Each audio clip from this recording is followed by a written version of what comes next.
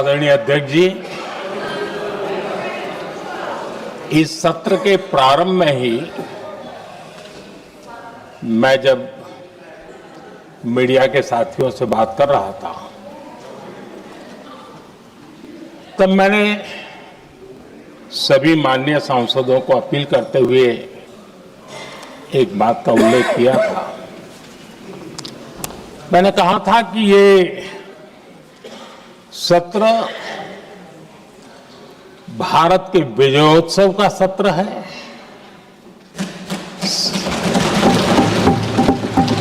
संसद का ये सत्र भारत के गौरवगान का सत्र है।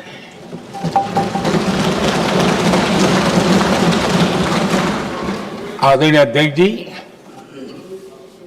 जब मैं विजयोत्सव की बात कर रहा हूं तब मैं कहना चाहूंगा कि ये विजयोत्सव आतंकी हेडक्वार्टर्स को मिट्टी में मिलाने का है।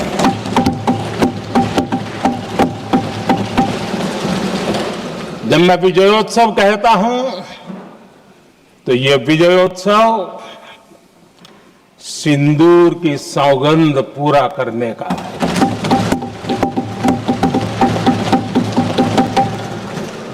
मैं जब ये विजयोत्सव कहता हूं तो ये भारत की सेना के शौर्य और सामर्थ्य का विजय गाथा कह रहा है। जब मैं विजयोत्सव कह रहा हूं तो 140 करोड़ भारतीयों की एकता, इच्छा शक्ति, उसके एक अप्रतिम जीत का विजयोत्सव की बात करता हूं। आदरणीय अध्यक्ष जी, मैं इसी विजय भाव से इस सदन में भारत का पक्ष रखने के लिए खड़ा हुआ।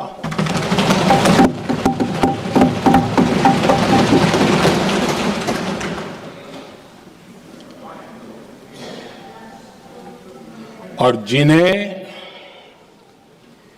भारत का पक्ष नहीं दिखता है उन्हें मैं आईना दिखाने के लिए खड़ा हुआ।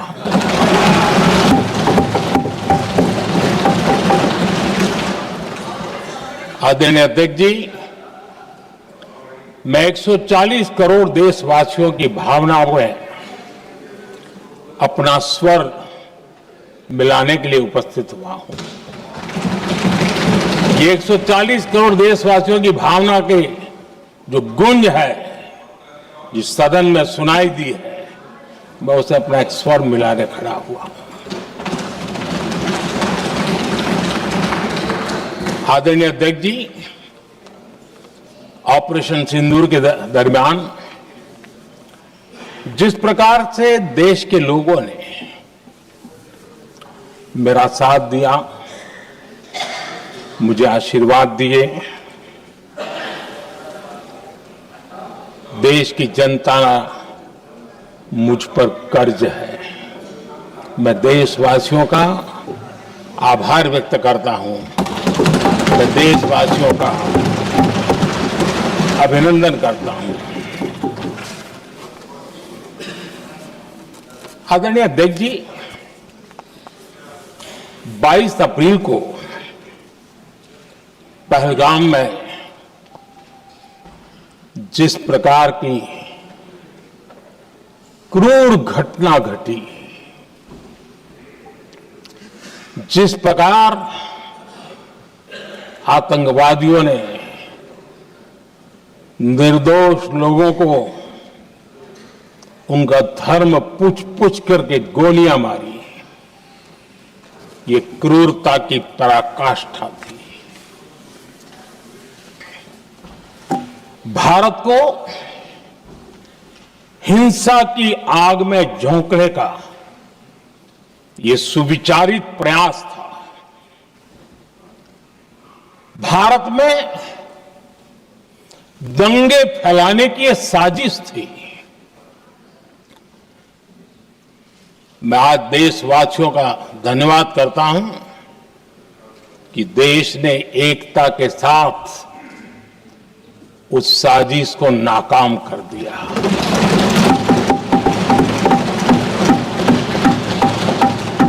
आदरणीय अध्यक्ष जी, 22 अप्रैल के बाद मैंने एक सार्वजनिक रूप से और विश्व को समझ में आए इसलिए कुछ अंग्रेजी में भी वाक्यों का प्रयोग किया था और मैंने कहा था कि हमारा संकल्प है, हम आतंकियों को मिट्टी में मिला देंगे।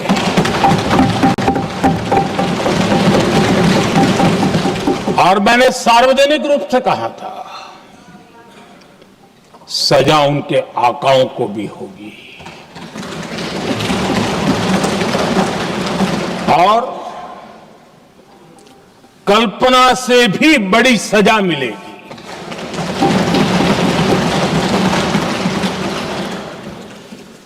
बाईस अप्रैल को मैं विदेश था, मैं तुरंत लौट के आया और आने के तुरंत बाद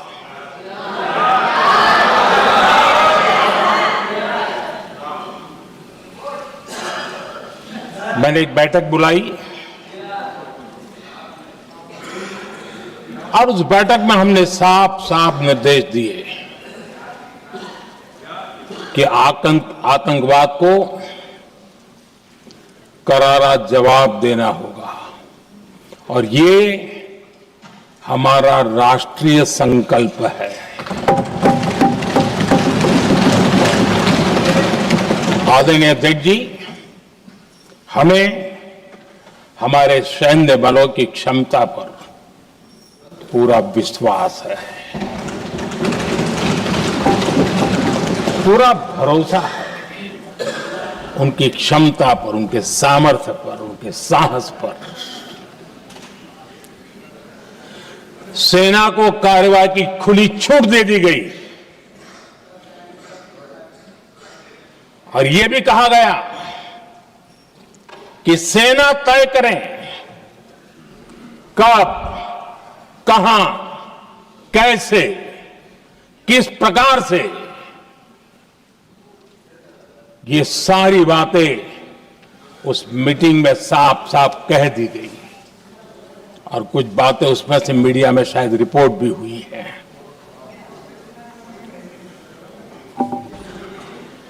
हमें गर्व है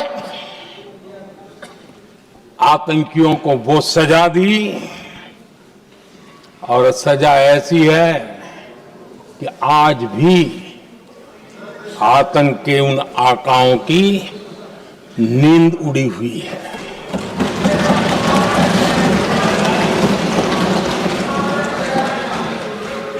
आदरणीय अध्यक्ष जी, मैं हमारी सेना की सफलता के उससे जुड़े भारत के उस पक्ष को सदन के माध्यम से देशवासियों के सामने रखना चाहता हूं। पहला पक्ष, पहलगाम हमले के बाद से ही पाकिस्तानी सेना को अंदाजा लग चुका था कि भारत कोई बड़ी कार्रवाई करेगा। उनके तरफ से न्यूक्लियर की धमकियों के भी बयान आना शुरू हो चुके थे। भारत ने 6 मई रात और 7 मई सुबह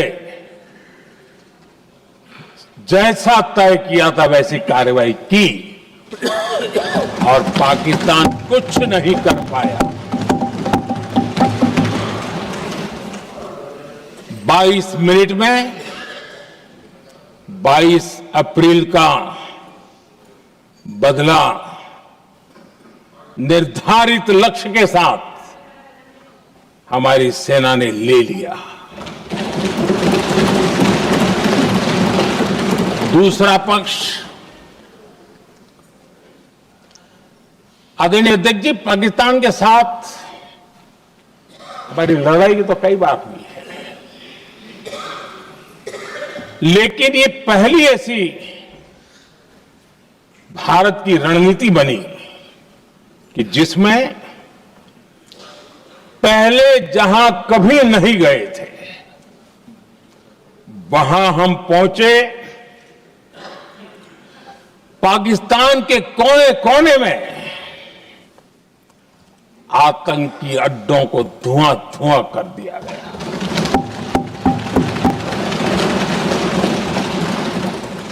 आतंक के गढ़ कोई सोच नहीं सकता कि वहां तक कोई जा सकता है। बहावलपुर और मुर्गे उसको भी जमीन दोस्त कर दिया गया। आदरणीय अध्यक्ष जी, हमारे सेनाओं ने आतंकी अड्डों को तबाह कर दिया। तीसरा पक्ष, पाकिस्तान की न्यूक्लियर धमकी को हमने झूठा साबित कर दिया।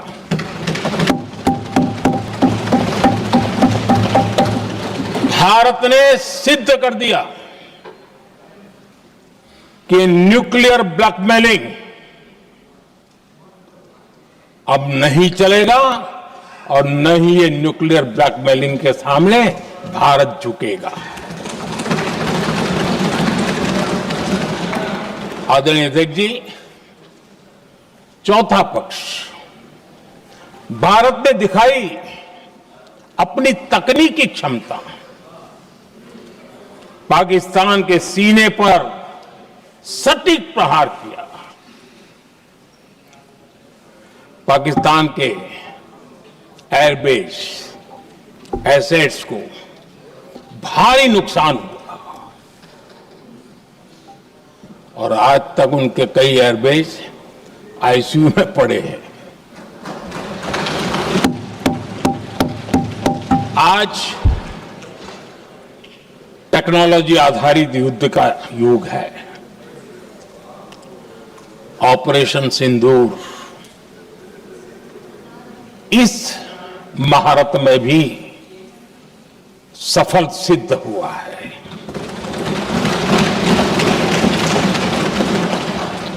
अगर पिछले 10 साल में जो हमने तैयारियां की हैं वो न की होती तो इस तकनीक के युग में हमारा कितना नुकसान हो सकता था, इसका हम अंदाज लगा सकते हैं। पांचवा पक्ष,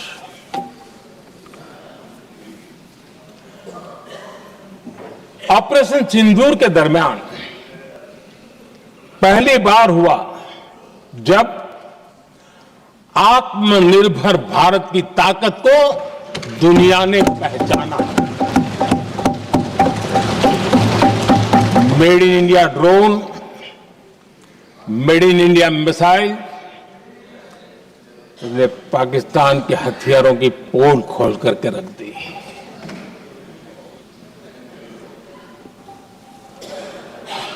आदरणीय अध्यक्ष जी, और भी एक महत्वपूर्ण काम जो हुआ है, वैसे जब राजीव गांधी जी थे उस समय उनके जो एक डिफेंस का काम देखने वाले एमओएस थे,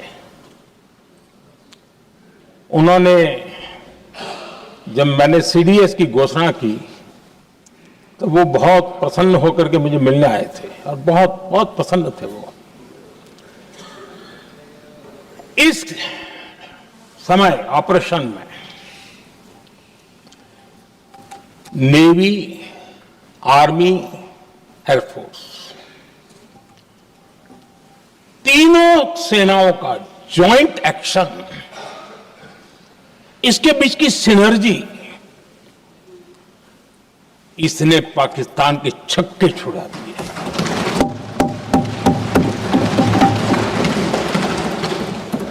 आदरणीय अध्यक्ष जी, आतंक की घटनाएं पहले भी देश में होती थी, लेकिन पहले आतंकवादियों के मास्टरमाइंड निश्चिंत होते थे और वो आगे की तैयारी में लगे रहते थे। उनको पता था कुछ नहीं होगा। लेकिन अब स्थिति बदल गई है। अब हमले के बाद मास्टरमाइंड को नींद नहीं आती। उनको पता है कि भारत आएगा और मार के जाएगा।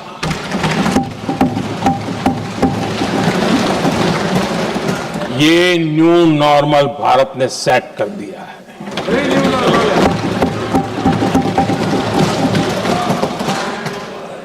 आदरणीय अध्यक्ष जी, दुनिया ने देख लिया कि हमारी कार्यवाही का दायरा कितना बड़ा, स्केल कितना बड़ा। सिंदूर से लेकर के सिंधु तक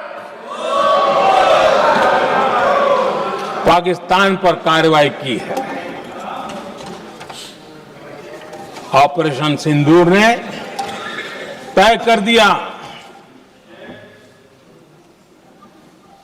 कि भारत में आतंकी हमले की, उसके आकाओं को और पाकिस्तान को भारी कीमत चुकानी पड़ेगी। अब ऐसे ही नहीं जा सकते। आदरणीय अध्यक्ष जी, ऑपरेशन सिंदूर से स्पष्ट होता है कि भारत ने 3 सूत्र तय किए हैं।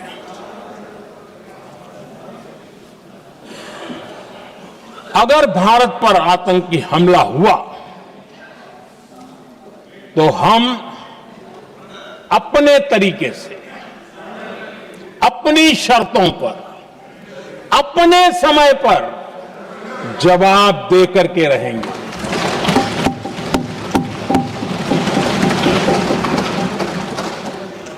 दूसरा,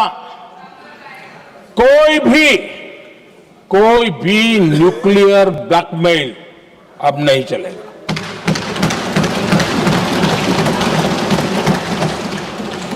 और तीसरा, हम आतंक की सरपरस्त सरकार और आतंक के आकाओं, उनको अलग अलग नहीं देखेंगे। आदरणीय अध्यक्ष जी,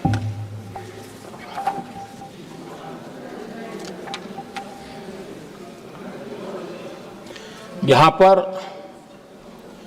विदेश नीति को लेकर के भी काफी बातें कही गई हैं।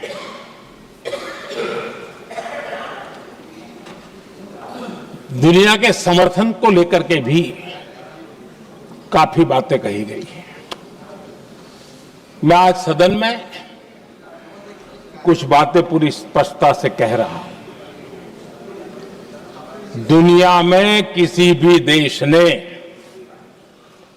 भारत को अपनी सुरक्षा में कार्रवाई करने से रोका नहीं है।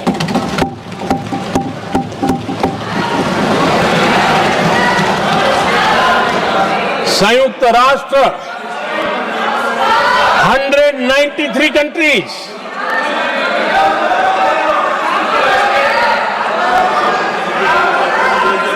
सिर्फ 3 देश 193 कंट्री में सिर्फ 3 देश ऑपरेशन सिंदूर के दौरान पाकिस्तान के समर्थन में बयान दिया था। Only 3 countries. क्वाड हो, ब्रिक्स हो, फ्रांस, रूस, जर्मनी, कोई भी देश का नाम ले लीजिए, तमाम देश दुनिया भर से भारत को समर्थन मिला है।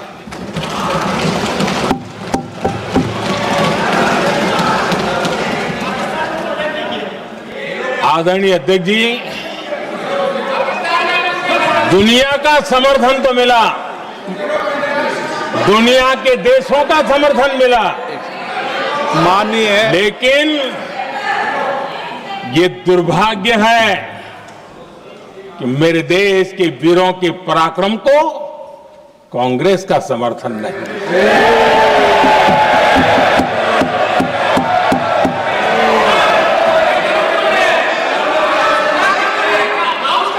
22 अप्रैल के बाद 22 अप्रैल के आतंकी हमले के बाद 3-4 दिन में ही ये उछल रहे थे और कहना शुरू कर दिया, कहां गई 56 इंच की छाती, कहां खो गया मोदी, मोदी तो फेल हो गया। क्या मजा ले रहे थे, उनको लगता है वाह बाजी मार ली। उनको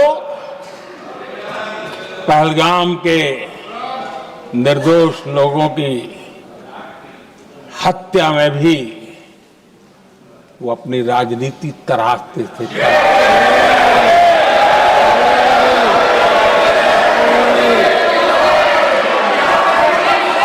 अपनी स्वार्थी राजनीति के लिए मुझ पर निशाना साध रहे थे, लेकिन उनकी ये बयानबाजी, इनका छिछोरापन देश के सुरक्षा बलों का मनोबल गिरा रहा था। माननीय प्रतिपक्ष के नेता, एक मिनट, प्रतिपक्ष के नेता आपकी बात अपने ध्यान से सुनिए। आप बेटे कांग्रेस के और कुछ नेताओं को से ये उचित नहीं है आपके लिए। न भारत के सामर्थ्य पर भरोसा है और न ही भारत की सेनाओं पर, इसलिए वो लगातार ऑपरेशन सिंदूर पर सवाल उठा रहे हैं। ऐसा करके आप लोग मीडिया में हेडलाइंस तो ले सकते हैं, लेकिन देशवासियों के दिलों में जगह नहीं बना सकते।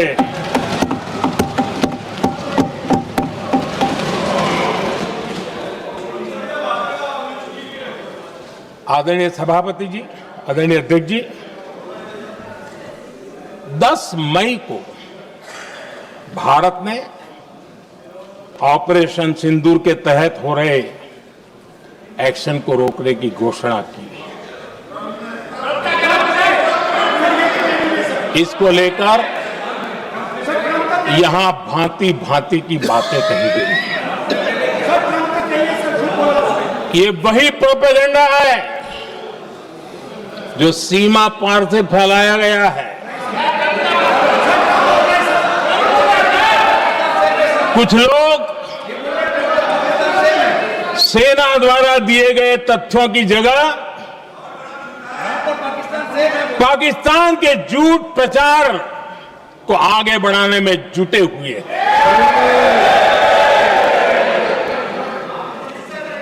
जबकि भारत का रुख हमेशा स्पष्ट रहा है। आदरणीय अध्यक्ष जी, कुछ चीजें मैं जरा स्मरण भी कराना चाहता हूं। जब सर्जिकल स्ट्राइक हुआ, उस समय हमने लक्ष्य तय किया था, हमारे जवानों को तैयार करके कि हम उनके इलाके में जाकर के आतंकियों के जो लॉन्चिंग पैड है उनको नष्ट करेंगे। और सर्जिकल स्ट्राइक, एक रात के उस ऑपरेशन में हमारे लोग सूर्योदय होते होते काम पूरा करके वापस आए। लक्ष्य निर्धारित था कि ये करना है। जब बालाकोट एयर स्ट्राइक किया तो हमारा लक्ष्य तय था कि आतंकियों के जो ट्रेनिंग सेंटर्स है, इस बार हम उसको तबाह करेंगे, और हमने वो भी करके दिखाया। ऑपरेशन सिंदूर के समय हमारा लक्ष्य तय था और हमारा लक्ष्य था कि आतंक के जो एपी सेंटर है और पहलगाम के आतंकियों को जहां से पुरजोश योजना बनी, ट्रेनिंग मिली, व्यवस्था मिली, उस पर हमला करेंगे। हमने उनके नाभि पर हमला कर दिया।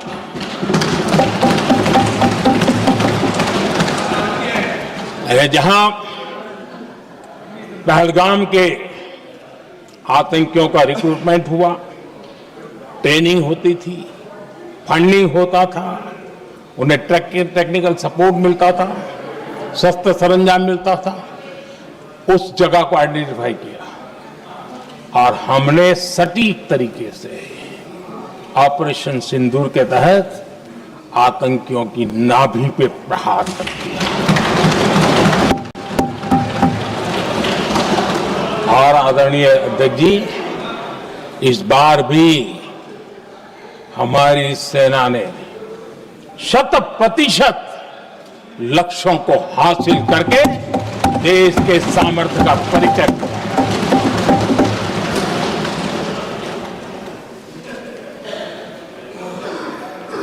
कुछ लोग जानबूझकर के कुछ चीजें भूलने में इंटरेस्टेड होते हैं। देश भूलता नहीं है, देश को याद है। 6 रात और 7 मई सुबह ऑपरेशन हुआ था और 7 मई को सुबह भारत ने प्रेस कॉन्फ्रेंस हमारी सेना ने की और इस प्रेस कॉन्फ्रेंस में भारत ने स्पष्ट कर दिया था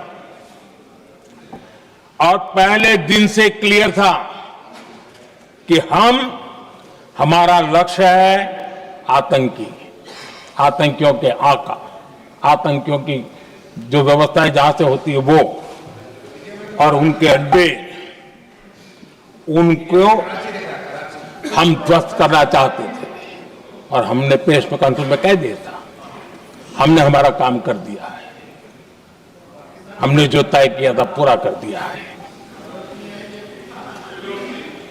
और इसलिए 6-7 मई को ऑपरेशन हमारा संतोषजनक होने के तुरंत बाद कल जो राजनाथ जी ने कहा था, मैं डंके की चोट पर दोबारा दोहराता हूं, भारत की सेना ने पाकिस्तान की सेना को चंद मिनटों में बता दिया कि हमारा ये लक्ष्य था, हमने लक्ष्य पूरा कर दिया है, ताकि उनको पता चले और हमें भी पता चले कि उनके दिल दिमाग में क्या चलता है।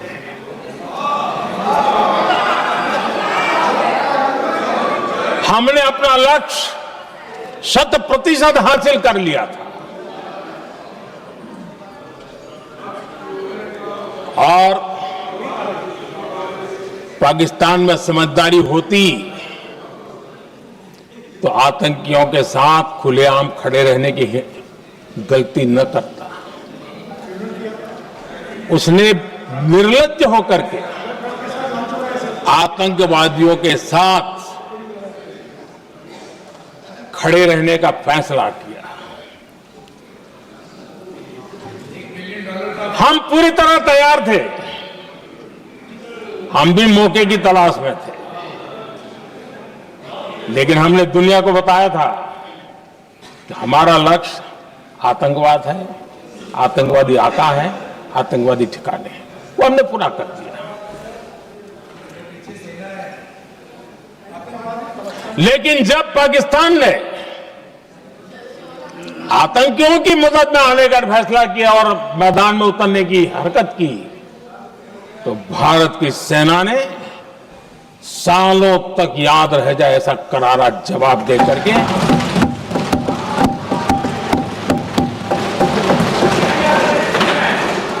9 मई की मध्य रात्रि और 10 मई की एक प्रकार से सुबह हमारी मिसाइलें उन्होंने पाकिस्तान के हर कोने में प्रचंड प्रहार किया, जिसकी पाकिस्तान ने कभी कल्पना नहीं की थी, और पाकिस्तान को घुटनों पर आने के लिए मजबूर कर दिया।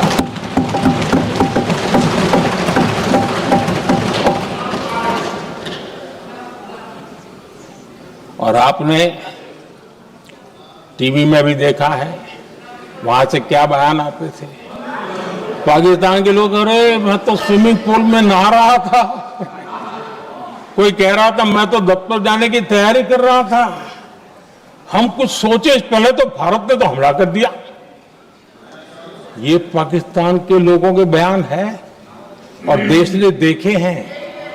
स्विमिंग पूल में नहा रहा था।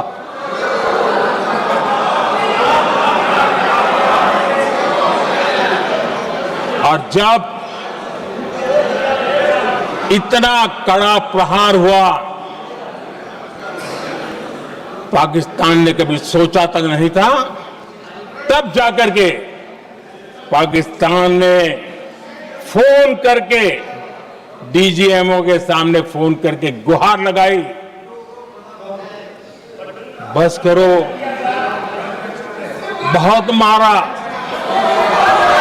अब ज्यादा मार झेलने की ताकत नहीं है,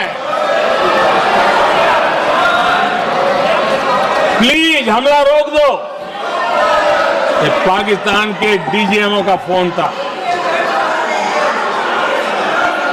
और भारत ने तो पहले दिन ही कह दिया था, 7 तारीख सुबह की प्रेस देख लीजिए, कि हमने हमारा लक्ष्य पूरा कर दिया है, अगर आप कुछ करोगे तो महंगा पड़ेगा। और आप फिर ऐसे कैसे चलता है? प्लीज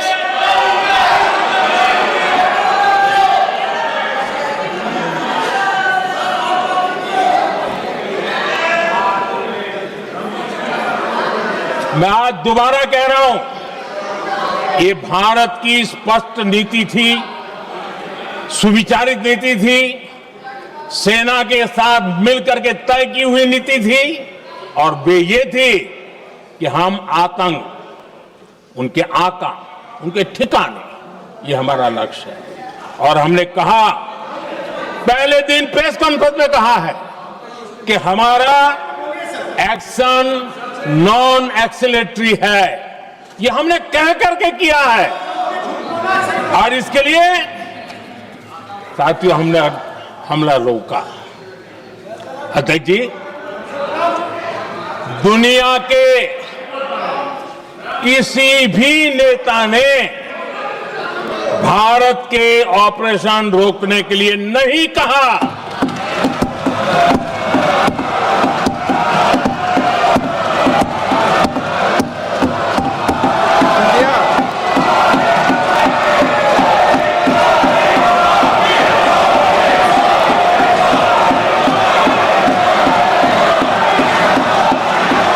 उसी दौरान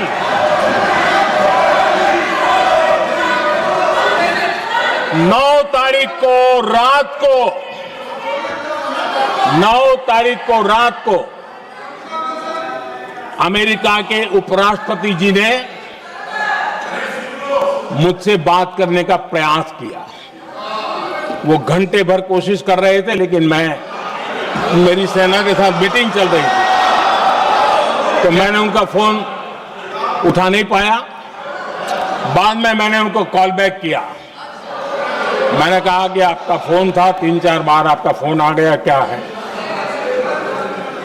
तो अमेरिका के उपराष्ट्रपति जी ने मुझे फोन पे बताया कि पाकिस्तान बहुत बड़ा हमला करने वाला है, ये उन्होंने मुझे बताया।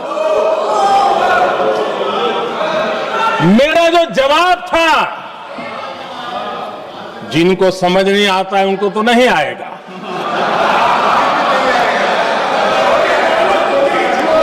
मेरा जवाब था, अगर पाकिस्तान का ये इरादा है तो उसे बहुत महंगा पड़ेगा। ये मैंने अमेरिका के उपराष्ट्रपति को कहा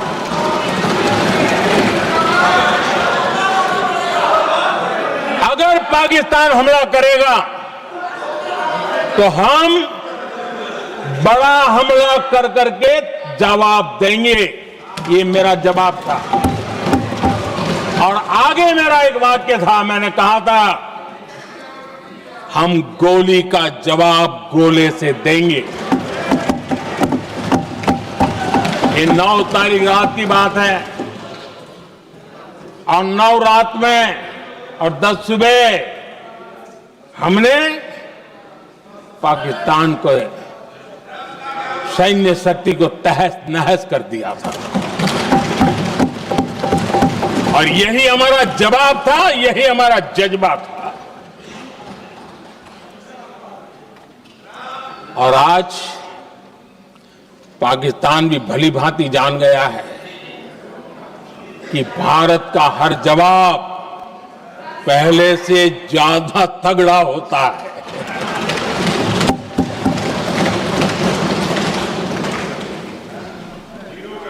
उसे यह भी पता है कि अगर भविष्य में नौबत आई तो भारत आगे कुछ भी कर सकता है।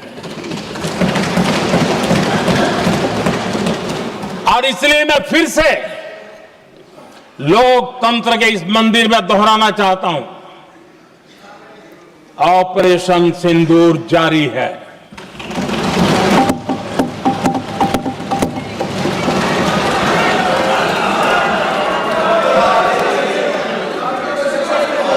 पाकिस्तान ने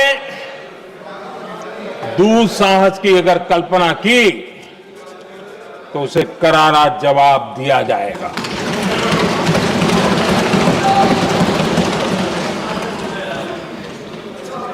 आदरणीय अध्यक्ष जी, आज का भारत आत्मविश्वास से भरा हुआ है। आज का भारत आत्मनिर्भरता के मंत्र को लेकर के पूरी शक्ति के साथ तेज गति से आगे बढ़ रहा है। देश देख रहा है भारत आत्मनिर्भर बनता जा रहा है। लेकिन देश ये भी देख रहा है कि एक तरफ तो भारत आत्मनिर्भरता की ओर तेज गति से आगे बढ़ रहा है, लेकिन कांग्रेस मुद्दों के लिए पाकिस्तान पर निर्भर होती जा रही है।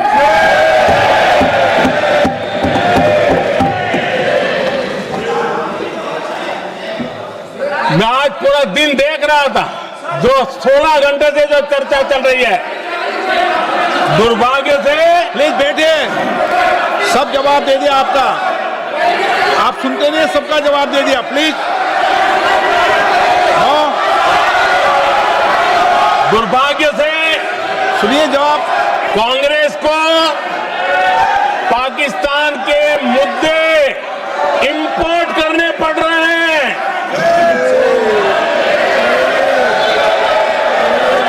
आदरणीय अध्यक्ष जी,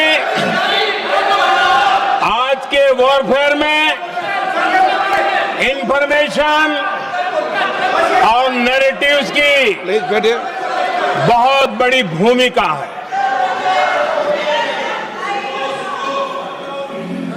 नैरेटिव घड़ करके, एआई का भी भरपूर उपयोग करके सेनाओं के मनोबल को कमजोर करने के खेल भी खेले जाते हैं। जनता के अंदर अविश्वास पैदा करने के भी भरपूर प्रयास होते हैं। दुर्भाग्य से कांग्रेस और उसके सहयोगी पाकिस्तान के ऐसे ही प्रपंच के प्रवक्ता बन चुके हैं।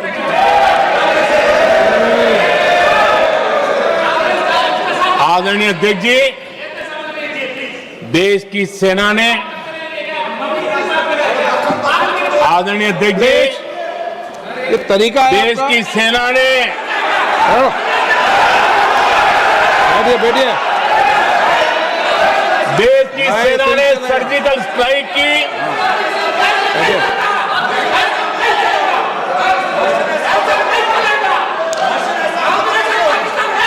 जब बैठिए बैठिए बैठिए।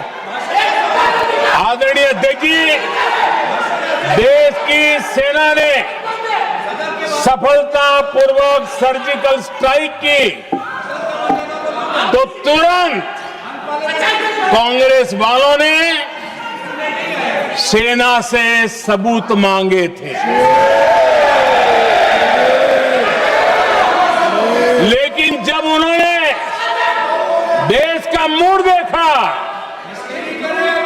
देश का मिजाज देखा, तो सुर उनके बदलने लगे और बदल करके क्या कहने लगे? कांग्रेस के लोगों ने कहा ये सर्जिकल स्ट्राइक क्या बड़ी बात है, ये तो हमने भी की थी।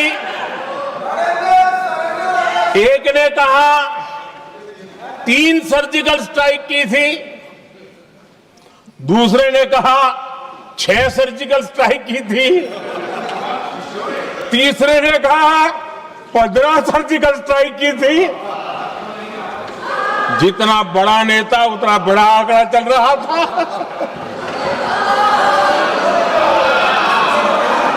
आदरणीय अध्यक्ष जी, इसके बाद बालाकोट में सेना ने एयर स्ट्राइक की। अब एयर स्ट्राइक तो ऐसी थी कि वो कुछ कह नहीं सकते थे, इसलिए ये तो नहीं कहा कि भाई हमने भी की थी। उसमें तो उन्होंने समझदारी दिखाई, लेकिन फोटो मांगने लगे। एयर स्ट्राइक हुई तो फोटो दिखाओ, क्या कहां गिरा, क्या तोड़ा, कितना तोड़ा, कितने मरे, भाई यही पूछते रहे। पाकिस्तान भी यही पूछता था, ये भी यही पूछते थे।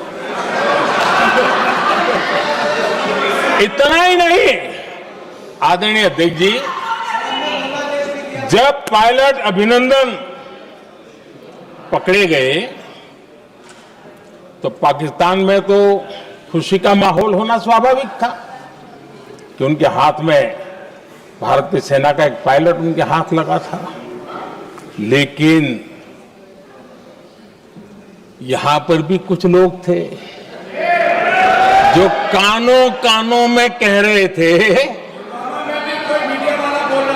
अब मोदी फंसा,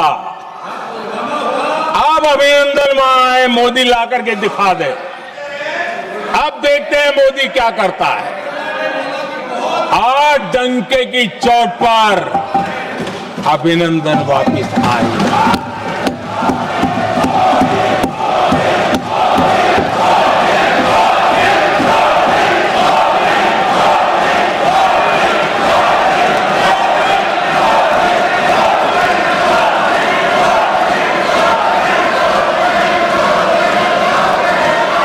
अभिनंदन को ले आए तो इनकी बोलती बंद हो गई। इनको लगा यार कि नसीब वाला आदमी है, हमारा हथियार हाथ से निकल गया। आदरणीय अध्यक्ष जी, पहलगाम हमले के बाद हमारा बीएसएफ का एक जवान पाकिस्तान के कब्जे में गया, तो फिर इनको लगा वाह बड़ा मुद्दा हाथ में आ गया है, अब मोदी फंस जाएगा। अब तो मोदी की फजीयत जरूर होगी। और उनकी इकोसिस्टम ने सोशल मीडिया में बहुत सारी कथाएं वायरल की कि ये बीएसएफ के जवान का क्या होगा, उसके परिवार का क्या होगा, ये वापस आएगा, कब आएगा, कैसे आएगा, न जाने क्या क्या चला दिया। आदरणीय अध्यक्ष जी, बीएसएफ का वो जवान भी आन बान शान के साथ वापस आया।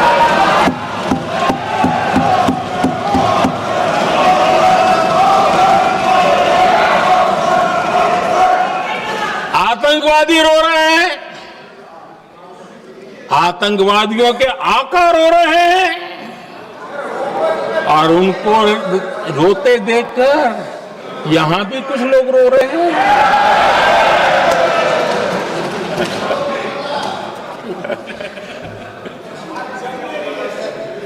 अब देखिए, सर्जिकल स्ट्राइक सर्जिकल स्ट्राइक चल रही थी, उसके बाद उन्होंने एक खेल खेलने की कोशिश की, बात जमी नहीं। एयर स्ट्राइक हुई तो दूसरा खेल खेलने की कोशिश की, वो भी जमी नहीं। जब ये ऑपरेशन सिंदूर हुआ तो उन्होंने नया पैंतरा शुरू किया। और क्या शुरू किया? रोक क्यों दिया? पहले तो मानने को तैयार नहीं थे कि मुक्त करते, अब कहते रोक क्यों दिया? बाहरे बयान बहादुरों,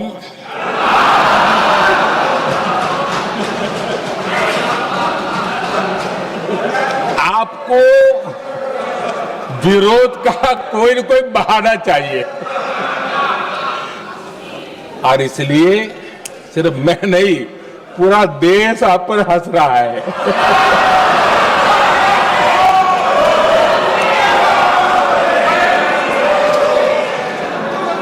आदरणीय अध्यक्ष जी,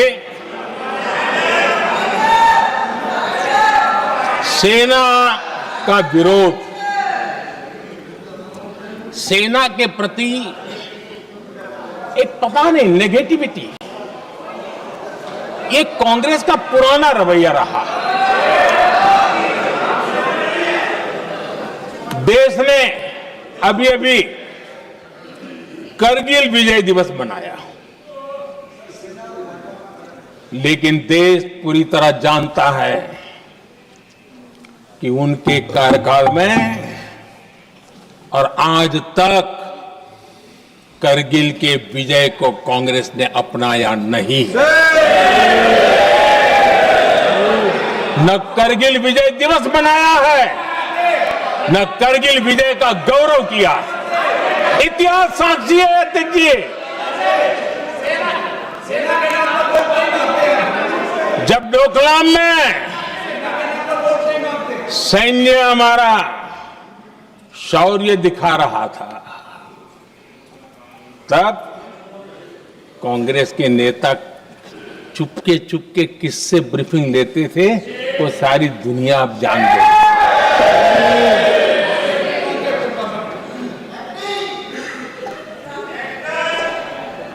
आप निकाल दीजिए पाकिस्तान के सारे बयान और यहां हमारा विरोध करने वाले लोगों के बयान, फुल स्टॉप कॉमा के साथ एक है। क्या कहेंगे इसको? और बुरा लगता है सच बोलते हैं तो। पाकिस्तान के साथ सुर में सुर मिला दिया जाता है। आदरणीय अध्यक्ष जी, देश हैरान है, कांग्रेस ने पाकिस्तान को क्लीन चिट दे दी है।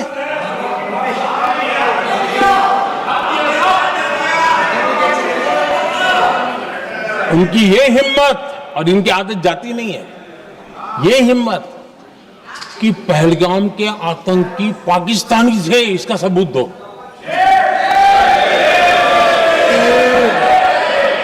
क्या कह रहे हो तुम लोग? तो कौन सा तरीका है? और यही मांग पाकिस्तान कर रहा है जो कांग्रेस कर रही है। और आदरणीय अध्यक्ष जी, आज जब सबूतों की कोई कमी नहीं है, सब कुछ आंखों के सामने दिखता है, तब ये हालत है। अगर ये सबूत ना होते तो क्या करते ये लोग, आप बताइए। आदरणीय अध्यक्ष जी,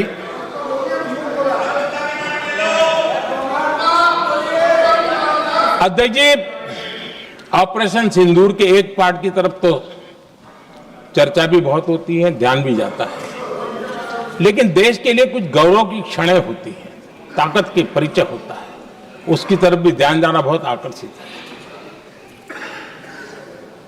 हमारे एयर डिफेंस सिस्टम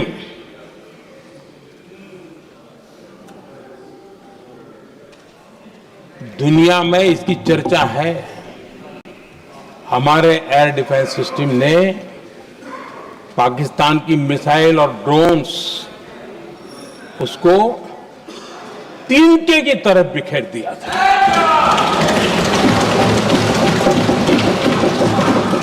आदरणीय अध्यक्ष जी, मैं एक आंकड़ा आज बताना चाहता हूं, पूरा देश गर्व से भर जाएगा। कुछ लोगों का क्या होगा मैं नहीं जानता, पूरा देश गर्व से भर जाएगा। 9 मई को पाकिस्तान ने करीब 1000 मिसाइलों और आर्म्ड ड्रोन्स के भारत पर बहुत बड़ा हमला करने की कोशिश की। 1000 ये मिसाइलें भारत के किसी भी हिस्से पर गिरती तो वहां भयंकर तबाही मचती, लेकिन 1000 मिसाइल्स और ड्रोन्स को भारत ने आसमान में ही चूर चूर कर दिया।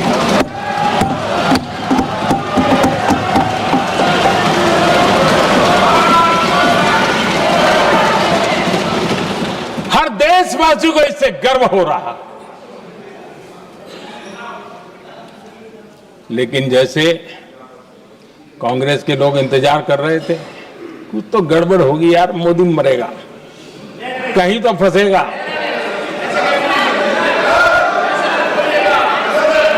पाकिस्तान ने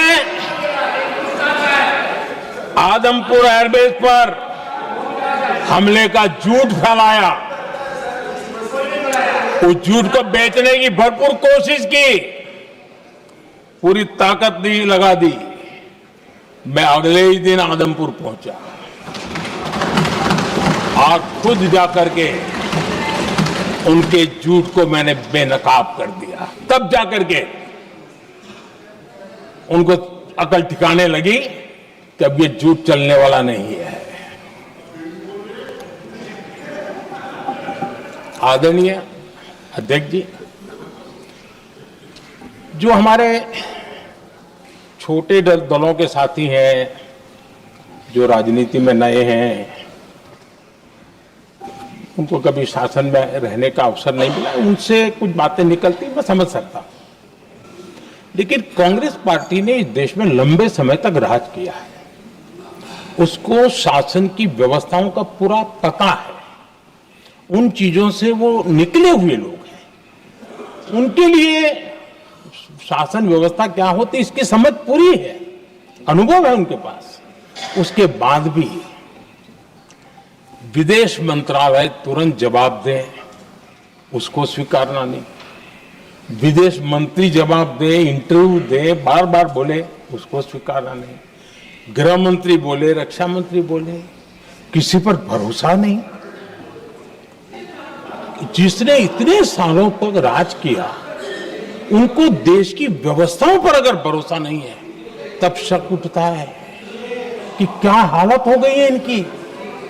आदरणीय अध्यक्ष जी, अब कांग्रेस का भरोसा पाकिस्तान के रिमोट कंट्रोल से बनता है और बदलता है।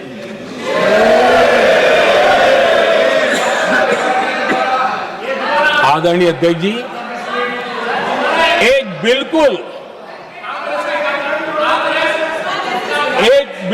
कांग्रेस के नए सदस्य, यानी उनको तो क्षमा करनी चाहिए, नए सदस्य को क्या कहेंगे, लेकिन कांग्रेस के आका जो उनको लिख करके देते हैं और उनसे बुलवाते हैं, खुद में हिम्मत नहीं है, उनसे बुलवाते हैं कि ऑपरेशन सिंदूर ये तो तमाशा था, ये आतंकवादियों ने जिन 26 लोगों को मौत के घाट उतारा था ना, उस भयंकर क्रूर घटना पर ये तेजाब छिड़कने वाला पाप है। तमाशा कहते हो? आपकी असहमति हो सकती है, और ये कांग्रेस के नेता बुलवाते हैं।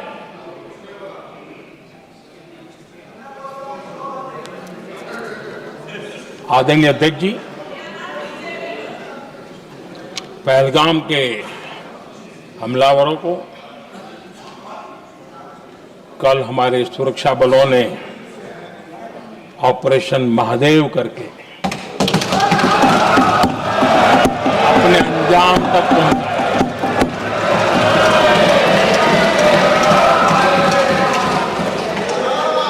लेकिन मैं हैरान हूं कि यहां ठहाके लगा के पूछा गया कि आखिर ये कल ही क्यों हुआ।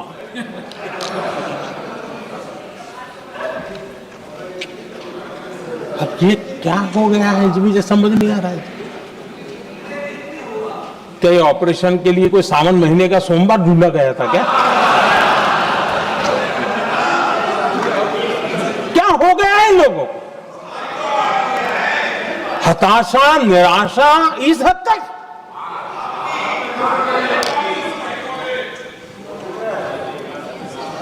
और देखिए मजा, पिछले कई सप्ताह से हाँ ऑपरेशन सिंदूर हो गया तो ठीक है, पहलगाम के आतंकियों का क्या हुआ, पहलगाम के आतंकियों का। अब हुआ तो कल क्यों हुआ?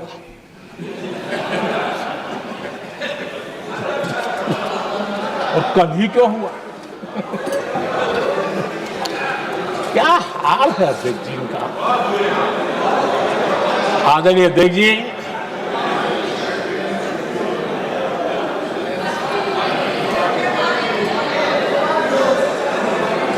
आदरणीय अध्यक्ष जी, शास्त्रों में कहा गया है, हमारे शास्त्रों में कहा गया है, शस्त्रेण रक्षिते राष्ट्रे, शस्त्रेण रक्षिते राष्ट्रे शास्त्र चर्चा प्रवर्तते। अर्थात जब राष्ट्र शस्त्र से सुरक्षित होते हैं तभी वहां शास्त्र की, ज्ञान की चर्चाएं जन्म ले पाती है। जब सीमा पर सेनाएं मजबूत होती है तभी लोकतंत्र प्रखर होता है। आदरणीय अध्यक्ष जी, ऑपरेशन सिंदूर बीते दशक में भारत की सेना के सशक्तिकरण का एक साक्षात प्रमाण है। ऐसे ही नहीं हुआ है। कांग्रेस के शासन के दौरान सेनाओं को आत्मनिर्भर बनाने के संबंध में सोचा तक नहीं जाता था। आज भी आत्मनिर्भर शब्द की मजाक उड़ाई जाती है। वैसे वो महात्मा गांधी से आया हुआ है, लेकिन आज भी मजाक उड़ाई जाती है। हर रक्षा सौदे में कांग्रेस अपने मौके खोजती रहती थी।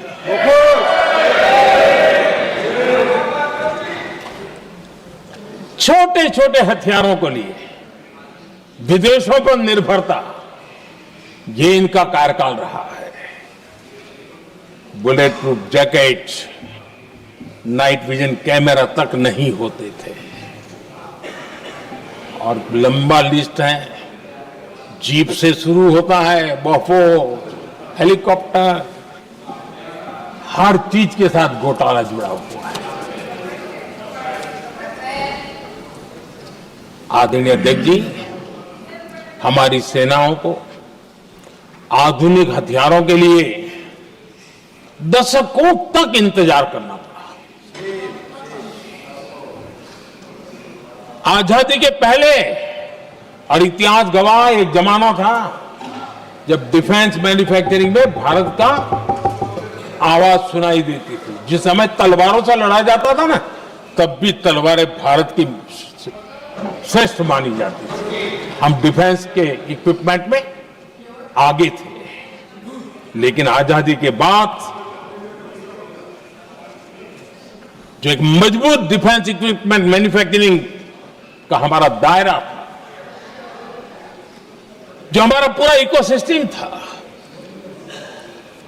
उसको सोच समझ करके तबाह कर दिया गया, उसको दुर्बल किया गया।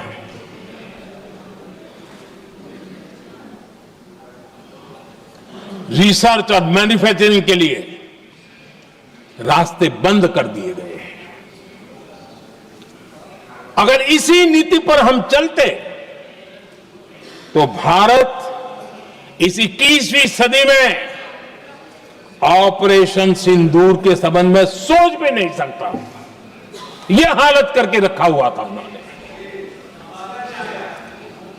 भारत को सोचना पड़ता कि अगर कोई एक्शन लेना है तो शस्त्र कहां से मिलेंगे, साधन कहां से मिलेगा, बारूद कहां से मिलेगा, समय पर मिलेगा या नहीं मिलेगा, बीच बचाव में रुकता नहीं जाएगा, ये टेंशन पालना पड़ता है।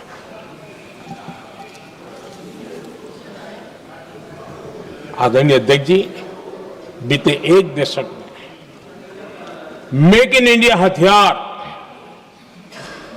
सेना को मिले, उन्होंने इस ऑपरेशन में बहुत निर्णायक भूमिका निभाई।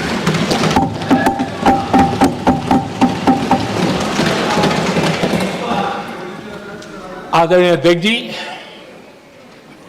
एक दशक पहले भारत के लोगों ने संकल्प लिया, हमारा देश सशक्त, आत्मनिर्भर और आधुनिक राष्ट्र बने। रक्षा, सुरक्षा, हर क्षेत्र में बदलाव के लिए एक के बाद एक ठोस कदम उठाए गए, सीरीज ऑफ रिफॉर्म्स किए गए और देश में सेना में जो रिफॉर्म्स हुए हैं, जो आजादी के बाद पहली बार हुए। चीफ ऑफ डिफेंस स्टाफ की नियुक्ति, ये विचार कोई नया नहीं था, दुनिया में प्रयोग भी चलते हैं, भारत में निर्णय नहीं होते थे। हमने, ये बहुत बड़ा रिफॉर्म था, हमने किया और बहुत ही, मैं हमारी तीनों सेनाओं का अभिनंदन करता हूं कि इस व्यवस्था को उन्होंने दिल से सहयोग किया है, दिल से स्वीकार किया है। सबसे बड़ी ताकत ज्वाइंटनेस और इंटीग्रेशन की इस समय नेवी हो, एयरफोर्स हो, आर्मी हो, ये इंटीग्रेशन और ज्वाइंटनेस ने हमारी ताकत को अनेक गुना बढ़ा दिया और उसका परिणाम भी हमें नजर में आया है, ये हमने करके देखा है। सरकार की जो डिफेंस प्रोडक्शन की कंपनियां थी, उसमें हमने रिफॉर्म किए। शुरुआत में वहां पर आग लगाना, आंदोलन करवाना, हड़तालें करवाने के खेल चल रहे थे, अभी भी बंद नहीं हुए हैं, लेकिन देश हित को सर्वोपरि मान करके उन डिफेंस इंडस्ट्री के हमारे जो लोग थे सरकारी व्यवस्था में, उन्होंने इसको मन से लिया, रिफॉर्म को स्वीकार किया और वो भी आज बहुत प्रोडक्टिव बन गए। इतना ही नहीं, हमने प्राइवेट सेक्टर के लिए भी डिफेंस के दरवाजे खोल दिए हैं और आज भारत का प्राइवेट सेक्टर आगे आ रहा है। आज स्टार्टअप्स डिफेंस के क्षेत्र में हमारे 27-30 साल के नौजवान, टियर 2, टियर 3 सिटी के नौजवान, कई कुछ जगह तो बेटियां स्टार्टअप का नेतृत्व कर रही है। डिफेंस के सेक्टर में सैकड़ों की तादाद में आज स्टार्टअप काम कर रहे हैं। ड्रोन्स, एक प्रकार से मैं कह सकता हूं, ड्रोन्स की जितनी भी एक्टिविटी हमारे देश में हो रही है, शायद एवरेज 30-35 की उम्र होगी जो लोग कर रहे हैं, वो सारे लोग, और सैकड़ों की तादाद में कर रहे हैं। और उसका ताकत, क्योंकि इनका भी योगदान था इसमें, जिन्होंने इस प्रकार के प्रोडक्शन किए हैं, और वो हमें ऑपरेशन सिंदूर में बहुत काम आए। मैं उन सबके प्रयासों को बहुत साधुवाद करता हूं और मैं उनको विश्वास दिलाता हूं, आगे बढ़िए, अब देश रुकने वाला नहीं है। आदरणीय अध्यक्ष जी, डिफेंस सेक्टर में मेक इन इंडिया ये नारा नहीं था। हमने इसके लिए बजट पॉलिसी में जो परिवर्तन करना था, जो नए इनिशिएटिव ले रहे थे, वो नए इनिशिएटिव लिए। और सबसे बड़ी बात, क्लियर कट विजन के साथ हमने देश में make in India defence sector के अंदर तेज गति से हम आगे बढ़ रहे हैं। आदरणीय अध्यक्ष जी, एक दशक में डिफेंस का बजट लगभग पहले से 3 गुना हुआ है। डिफेंस प्रोडक्शन में करीब करीब 250% वृद्धि हुई है, 250% वृद्धि हुई है। 11 वर्षों में डिफेंस एक्सपोर्ट 30 गुना से भी ज्यादा बढ़ा है, 30 गुना से ज्यादा। डिफेंस एक्सपोर्ट आज दुनिया के करीब 100 देशों तक हम पहुंचे। और आदरणीय अध्यक्ष जी, कुछ चीजें ऐसी होती हैं जो इतिहास में बहुत बड़ा प्रभाव छोड़ती हैं। ऑपरेशन सिंदूर ने डिफेंस का जो मार्केट है उसमें भारत का झंडा गाड़ दिया है। भारत के हथियारों की डिमांड आज बढ़ती चली जा रही है, मांग बढ़ रही है।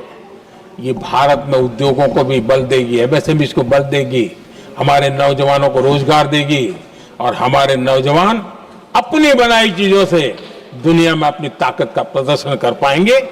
ये आज दिख रहा है, मैं देख रहा हूं। डिफेंस के क्षेत्र में जो आत्मनिर्भर भारत की दिशा में हम जो कदम उठा रहे हैं, मैं हैरान हूं। कुछ लोगों को आज भी तकलीफ हो रही है, जैसे उनका खजाना लूट गया। ये कौन सी मानसिकता है? देश को ऐसे लोगों को पहचानना होगा। आदरणीय अध्यक्ष जी, मैं स्पष्ट करना चाहता हूं, डिफेंस में भारत का आत्मनिर्भर होना ये आज की शस्त्रों की स्पर्धा में के काल में विश्व शांति के लिए भी जरूरी है।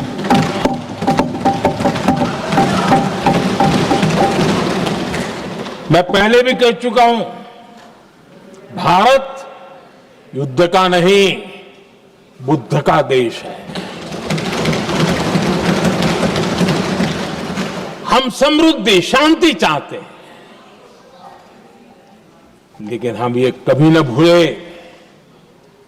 कि समृद्धि का और शांति का रास्ता शक्ति से ही गुजरता है।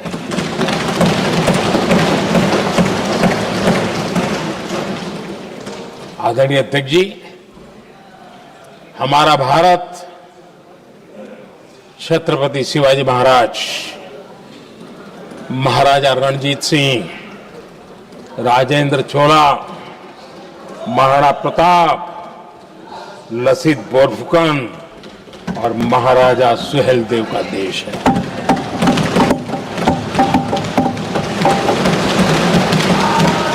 आदरणीय अध्यक्ष जी, हम विकास और शांति के लिए सामरिक सामर्थ्य पर भी फोकस करते हैं। आदरणीय अध्यक्ष जी, कांग्रेस के पास नेशनल सिक्योरिटी का विजन पहले था और आज तो सवाल ही नहीं उठता है।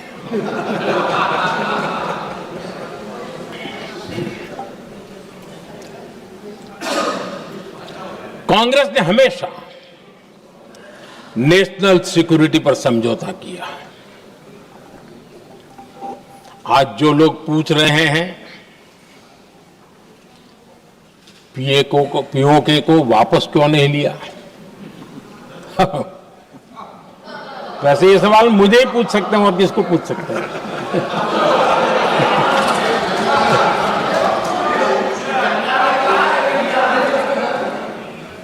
लेकिन इसके पहले जवाब देना होगा पूछने वालों को। किसकी सरकार ने पीओके पर पाकिस्तान को कब्जा करने का अवसर दिया था। जवाब साफ है, जवाब साफ है।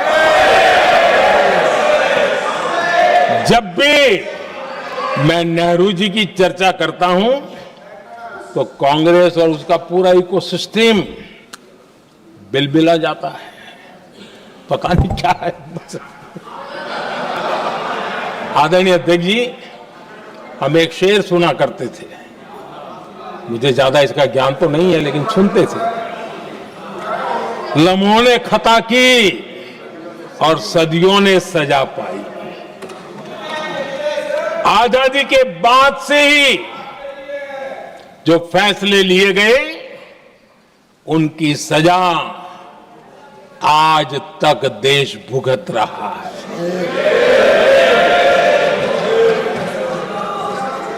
यहां बार बार एक बात का जिक्र हुआ और मैं फिर से करना चाहूंगा। अक्साई चीन की उस पूरे क्षेत्र को बंजर जमीन करार दिया गया, ये कह करके तो बंजर है। देश की 38,000 वर्ग किलोमीटर जमीन हमें खोनी पड़ी।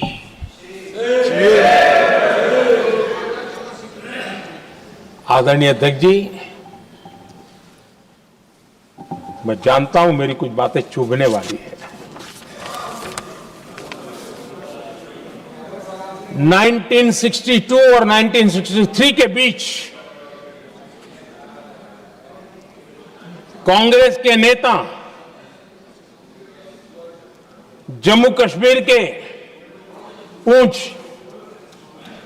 उरी, नीलम वैली और किशनगंगा को छोड़ देने का प्रस्ताव रख रहे थे। भारत की भूमि, आदरणीय अध्यक्ष जी, और वो भी लाइन ऑफ पीस के नाम पर किया जा रहा था।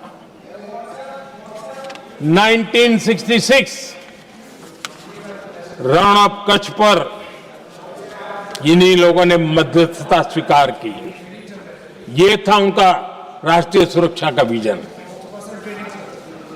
एक बार फिर उन्होंने भारत का करीब 800 वर्ग किलोमीटर क्षेत्र पाकिस्तान को सौंप दिया, जिसमें छड़बेट भी शामिल है, कि कहीं उसको छड़ाबेट भी कहते हैं।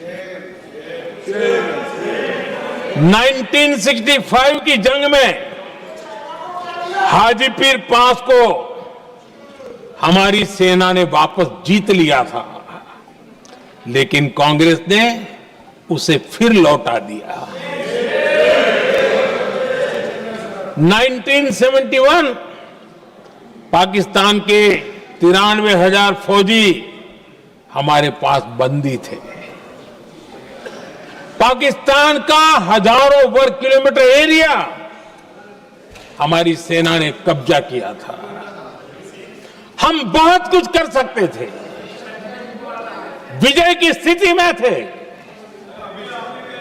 उस दौरान अगर थोड़ी सा विजन होता, थोड़ी सी समझ होती, तो पीओके वापस लेने का निर्णय हो सकता।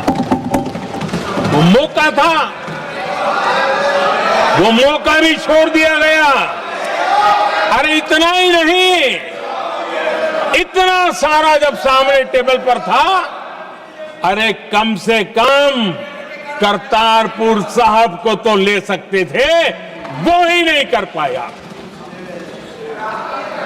1974 श्रीलंका को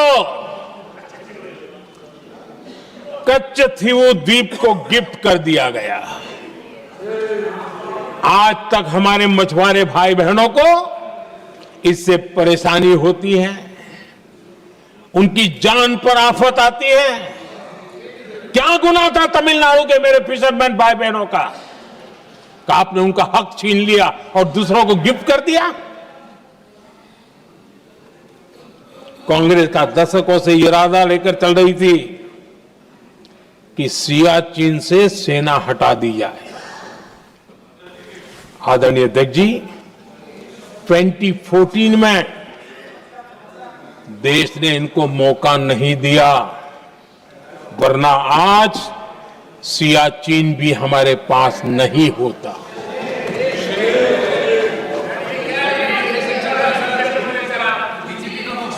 आदरणीय अध्यक्ष जी, आजकल कांग्रेस के जो लोग हमें डिप्लोमेसी का पाठ पढ़ा रहे हैं, मैं उन्हें उनकी डिप्लोमेसी याद दिलाना चाहता हूं ताकि उनको भी कुछ याद रहे, पता चले। 26/11 जैसे भयंकर हमले के बाद बहुत बड़ा आतंकी हमला था।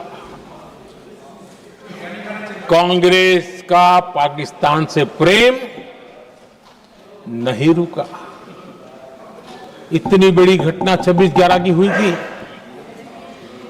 विदेशी दबाव में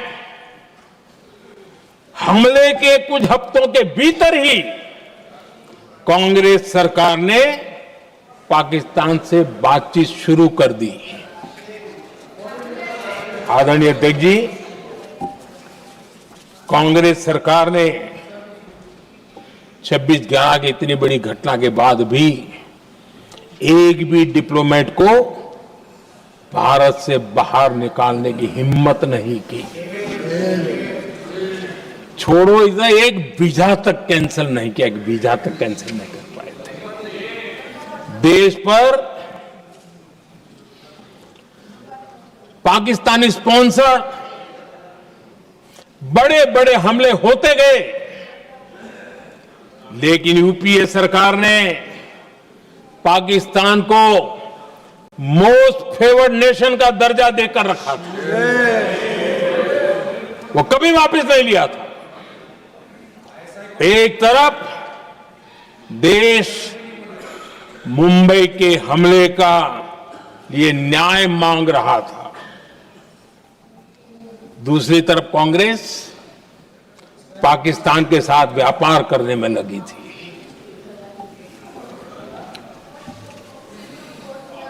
पाकिस्तान वहां से खून की होली खेलने वाले आतंकियों को भेजते रहे और कांग्रेस यहां अमन की आश के मुशायरे किया करती थी।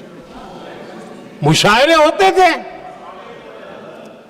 हमने आतंकवाद और अमन की आस का ये वन वे ट्रैफिक बंद कर दिया।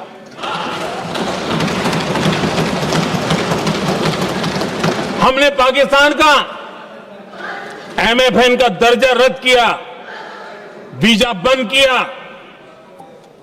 हमने अटारी वाघा बॉर्डर को बंद कर दिया। आदरणीय अध्यक्ष जी,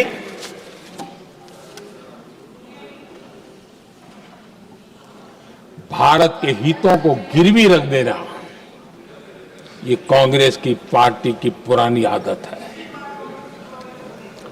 इसका सबसे बड़ा उदाहरण सिंधु जल समझौता है। सिंधु जल समझौता किसने किया? नेहरू जी ने किया। और मामला किससे जुड़ा था? भारत से निकलने वाली नदियां, हमारे यहां से निकली हुई नदियां,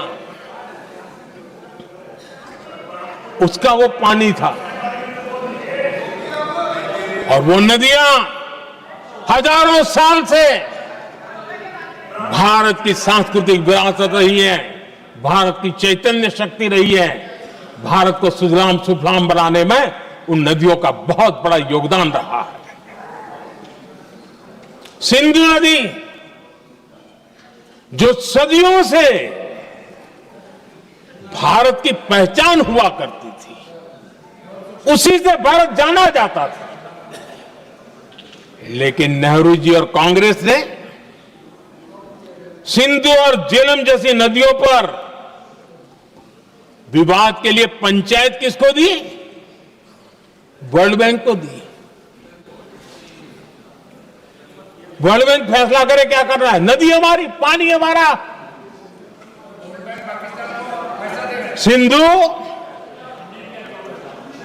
सिंधु जल समझौता सीधा सीधा भारत की अस्मिता और भारत के स्वाभिमान के साथ किया गया बहुत बड़ा धोखा था।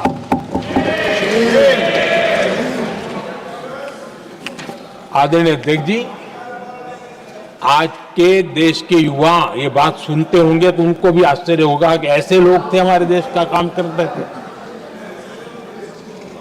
नेहरू जी ने इस ट्रीटी करी और क्या किया? ये जो पानी था, जो नदियां थी, जो भारत से निकल रही थी, उन्होंने 80% पानी पाकिस्तान को देने के लिए वो राजी हो गए। और इतना बड़ा हिंदुस्तान, उसको सिर्फ 20% पानी। कोई मुझे समझाए भाई ये कौन सी बुद्धिमानी थी? कौन सा देश हित था? कौन सी डिप्लोमेसी थी? क्या हालत करके बना के रखा था आप लोगों ने? इतनी बड़ी आबादी वाला हमारा देश, हमारे यहां से निकलती हुई ये नदियां, और सिर्फ 20% पानी, और 80% पानी उन्होंने उसको दिया जो देश खुलेआम भारत को अपना दुश्मन करार कर देता रहा है, दुश्मन कहता रहा। और ये पानी पर किसका हक था? हमारे देश के किसानों का, हमारे देश के नागरिकों का, हमारा पंजाब, हमारा जम्मू कश्मीर, देश के एक बहुत बड़े हिस्से को इन्होंने पानी के संकट में धकेल दिया, इस एक कारण से।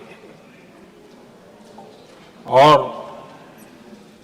राज्यों के भीतर भी पानी के लेकर के आपस में संघर्ष पैदा हुई है, प्रतिस्पर्धा पैदा हुई, और उनका जिस पर हक था उस पर पाकिस्तान मौज करता रहा। और ये दुनिया में अपनी डिप्लोमेसी के पाठ पढ़ाते रहते हैं। आदरणीय अध्यक्ष जी,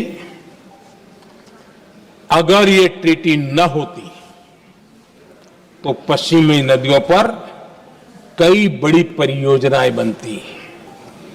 पंजाब, हरियाणा, राजस्थान और दिल्ली, वहां के किसानों को भरपूर पानी मिलता, पीने के पानी की कोई समस्या नहीं रहती। औद्योगिक प्रगति के लिए भारत बिजली बना पाता। इतना ही नहीं, नेहरू जी ने इसके उपरांत करोड़ों रुपए भी दिए ताकि पाकिस्तान नहर बना सके।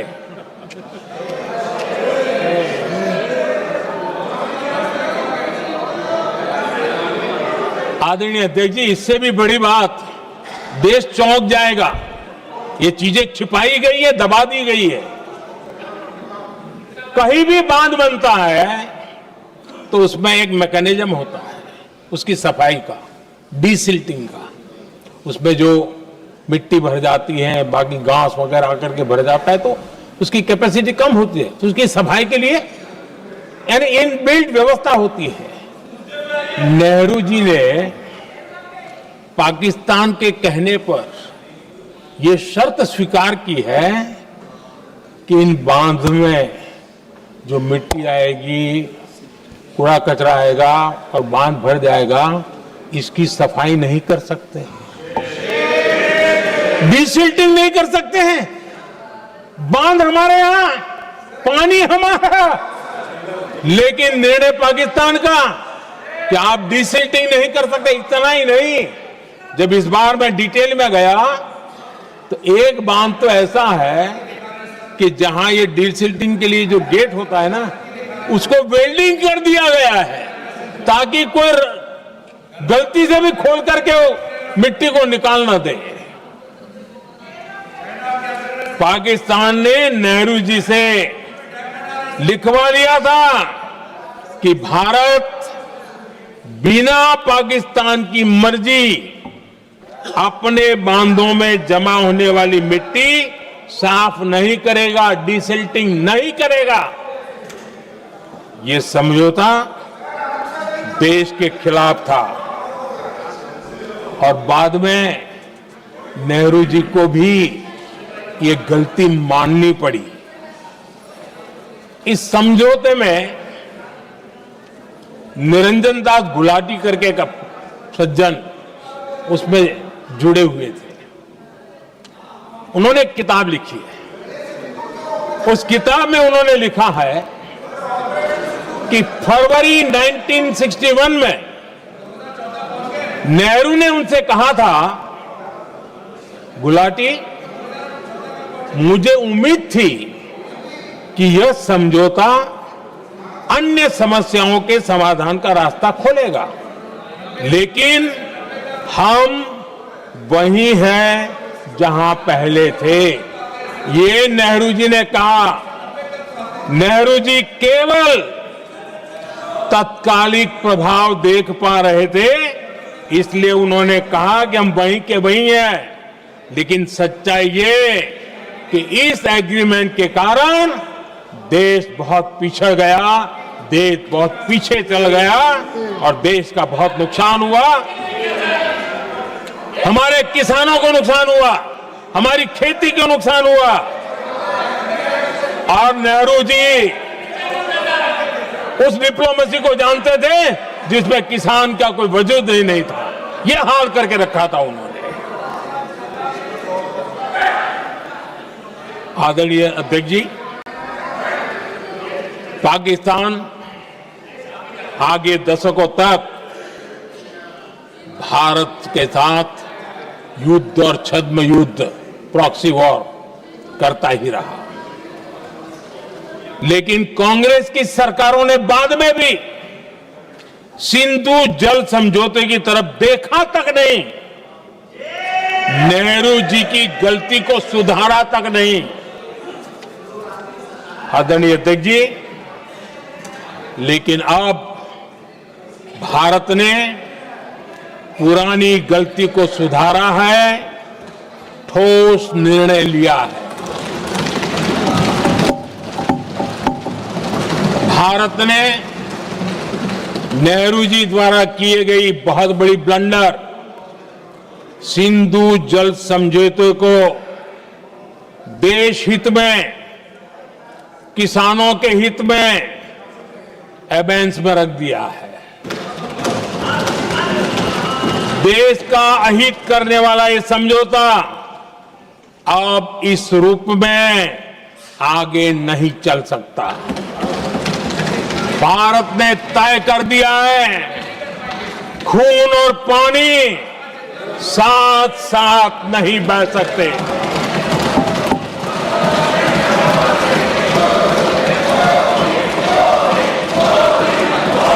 माननीय सदस्य, आप बहुत देर हो गई, आप उपनेता हैं, ये तरीका आप बैठे बैठे टोकते हैं, प्लीज, ये शोभा नहीं देता आपके लिए। बैठिए बैठिए बैठिए, आदरणीय, बैठिए, शोभा नहीं देता आपका। अध्यक्ष जी, आप उपनेता, अपनी मर्यादा बना के रखें। चलिए बैठिए। वहां बैठे साथी आतंकवाद पर लंबी लंबी बातें करते हैं। जब ये सत्ता में था, जुड़े हुए हैं, जब इनको राज करने का अवसर मिला था, तब देश का हाल क्या है, क्या रहा था, वो आज भी देश भूला नहीं है। 2014 से पहले देश में असुरक्षा का जो माहौल था, अगर वो आज याद भी करे ना तो लोग सिहर जाते हैं। आदरणीय अध्यक्ष जी, हम सबको याद है, जो नई पीढ़ी के बच्चे हैं उनको पता नहीं है, हम सबको पता है। हर जगह पर अनाउंसमेंट होता था, रेलवे स्टेशन पर जाओ, बस स्टैंड पर जाओ, एयरपोर्ट पर जाओ, बाजार में जाओ, मंदिर में जाओ, कहीं पर भी जाओ, जहां भी भीड़ होती है, कोई भी लावारी चीज दिखे छूना मत, पुलिस को तुरंत जानकारी देना, वो बम हो सकता है। हम 2014 तक यही सुनते आए थे, ये हालात करके रखा था। देश के कोने कोने में यही हाल था। माहौल ये था कि जैसे कदम कदम पर बम बिछे हैं और खुद को ही नागरिकों ने बचाना है, उन्होंने हाथ ऊपर कर दिए थे, अनाउंस कर दिया। आदरणीय अध्यक्ष जी, कांग्रेस की कमजोर सरकारों के कारण देश को कितनी जानें गंवानी पड़ी, हमें अपनों को खोना पड़ा। आदरणीय अध्यक्ष जी, आतंकवाद पर लगाम लगाई जा सकती थी। हमारी सरकार ने 11 साल में ये करके दिखाया, एक बहुत बड़ा सबूत है। 2004 से 14 के बीच जो आतंकी घटनाएं होती थी, उन घटनाओं में बहुत बड़ी कमी आई है। इसलिए देश भी जानना चाहता है, अगर हमारी सरकार आतंकवाद पर नकेल कस सकती है तो कांग्रेस सरकारों की ऐसी कौन सी मजबूरी थी कि आतंकवाद को फलने फूलने दिया। आदरणीय अध्यक्ष जी, कांग्रेस के राज में आतंकवाद अगर फला फूला है तो उसका एक बड़ा कारण इनकी तुष्टीकरण की राजनीति है, वोट बैंक की राजनीति है। जब दिल्ली में बाटला हाउस एनकाउंटर हुआ, कांग्रेस के एक बड़ी नेता के आंख में आंसू थे, आतंकवादी मारे गए इसके कारण। और वोट पाने के लिए इस बात को हिंदुस्तान के कोने कोने में पहुंचाया गया। आदरणीय अध्यक्ष जी, 2001 में देश की संसद पर हमला हुआ था। तब कांग्रेस के एक बड़े नेता ने अफजल गुरु को बेनिफिट ऑफ डाउट देने की बात कही थी। आदरणीय अध्यक्ष जी, मुंबई में 26/11 का इतना बड़ा आतंकी हमला हुआ, एक पाकिस्तानी आतंकी जिंदा पकड़ा गया। पाकिस्तान की मीडिया ने, दुनिया ने यह स्वीकार किया कि पाकिस्तानी है, लेकिन यहां कांग्रेस पार्टी इतना बड़ा पाकिस्तान का पाप, इतना बड़ा पाकिस्तानी आतंकी हमला, और ये क्या खेल खेल रहे थे? वोट बैंक की राजनीति के लिए क्या कर रहे थे? कांग्रेस पार्टी इसको भगवा आतंक सिद्ध करने में जुटी हुई है।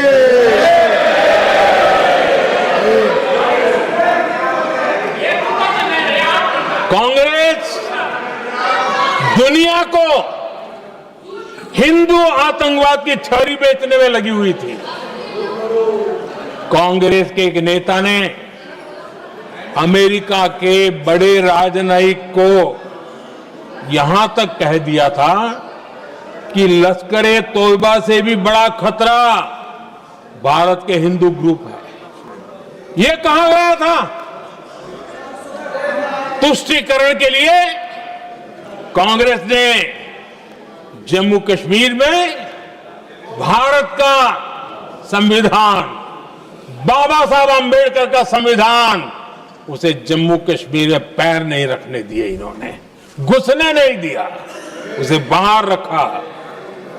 तुष्टीकरण और वोट बैंक की राजनीति के लिए कांग्रेस हमेशा देश की सुरक्षा को बलि चढ़ाती रही। आदरणीय अध्यक्ष जी, तुष्टीकरण के लिए ही कांग्रेस ने आतंकवाद से जुड़े कानूनों को कमजोर किया। गृहमंत्री जी ने आज विस्तार से सदन में कहा है, इसलिए मैं इसको रिपीट करना नहीं चाहता। आदरणीय अध्यक्ष जी, मैंने इस सत्र की शुरुआत में आग्रह किया था, मैंने कहा था कि दल हित में हमारे मत मिले न मिले, दल हित में हमारे मत मिले न मिले, देश हित में हमारे मन जरूर मिलने चाहिए। पहलगाम की विभीषिका ने हमें गहरे गांव दिए हैं, उसने देश को झकझोर दिया है। इसके जवाब में हमने ऑपरेशन सिंदूर किया तो सेनाओं के पराक्रम ने, हमारे आत्मनिर्भर अभियान ने देश में एक सिंदूर स्पिरिट पैदा किया है।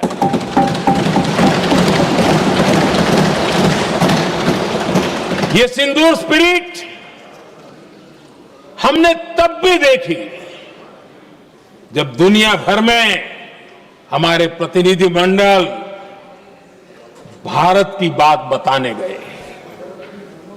मैं उन सभी साथियों को बहुत बहुत बधाई देता हूं। आपने बहुत ही प्रभावी ढंग से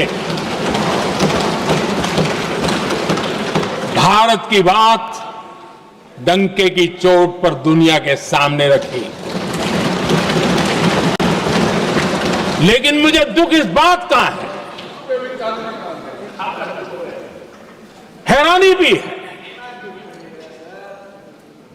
जो खुद को कांग्रेस के बड़े नेता समझते हैं, उनके पेट में दर्द हो रहा है कि भारत का पक्ष दुनिया के सामने क्यों रखा गया।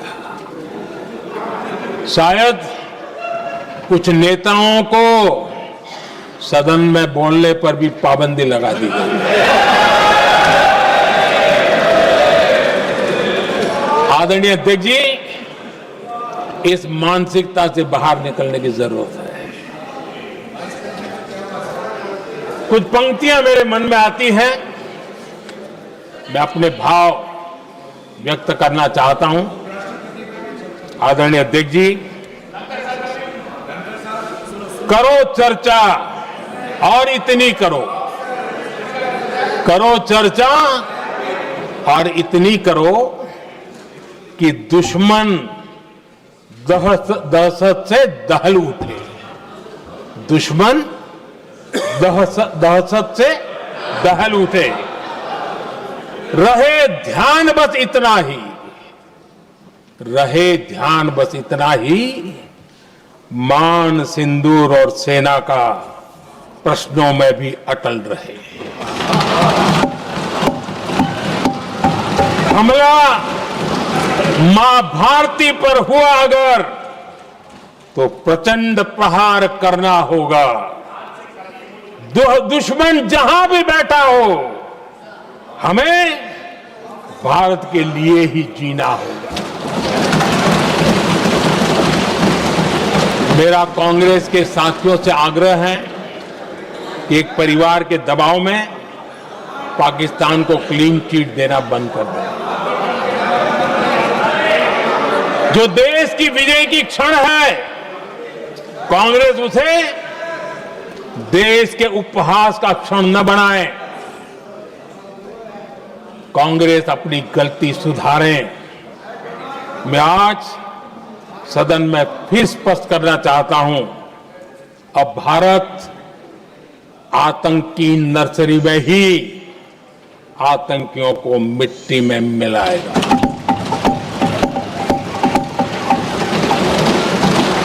हम पाकिस्तान को भारत के भविष्य खेलने नहीं देंगे और इसलिए ऑपरेशन सिंदूर खत्म नहीं हुआ है, ऑपरेशन सिंदूर जारी है। और ये पाकिस्तान के लिए भी नोटिस है। वो जब तक भारत के खिलाफ आतंक का रास्ता रोकेगा नहीं, तब तक भारत एक्शन लेता रहेगा। भारत का भविष्य सुरक्षित और समृद्ध होगा, यही हमारा संकल्प है। इसी भाव के साथ मैं फिर से सभी सदस्यों को सार्थक चर्चा के लिए धन्यवाद देता हूं। और आदरणीय अध्यक्ष जी, मैंने भारत का पक्ष रखा है, भारत के लोगों की भावनाओं को व्यक्त किया है। मैं सदन का फिर से आभार व्यक्त करता हूं। बहुत बहुत धन्यवाद।